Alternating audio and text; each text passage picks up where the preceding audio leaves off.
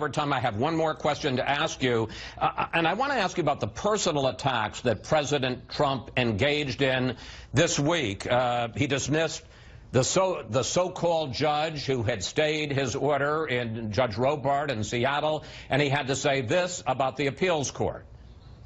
I listened to a bunch of stuff last night on television that was disgraceful. When Democratic Senator Richard Blumenthal said the president's Supreme Court nominee, Judge Gorsuch, found these personal attacks disheartening, here's how President Trump responded. His comments were misrepresented, and what you should do is ask Senator Blumenthal about his Vietnam record that years of saying it did. And when Senator John McCain, the chairman of the Senate Armed Services Committee, raised questions about the Yemen raid, the president tweeted this. I want to put it on the screen. Senator McCain should not be talking about the success or failure of a mission to the media. Only emboldens the enemy. He's been losing so long, he doesn't know how to win anymore. Look, I take your point that you're not a punching bag here and that the president and the White House, they take incoming, they should be able to fire back. But does this kind of personal attack help the president in building the kind of coalitions he's going to need for the bold agenda that all of you want?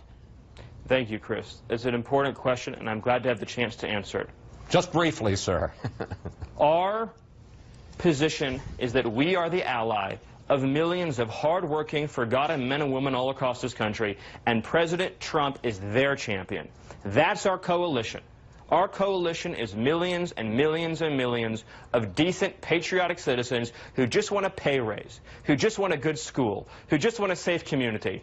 And Donald Trump will never apologize for looking out for their interests and being their champion. But does That's he need to insult John McCain in the process? He needs to protect the integrity and protect the honor and decency of our armed services.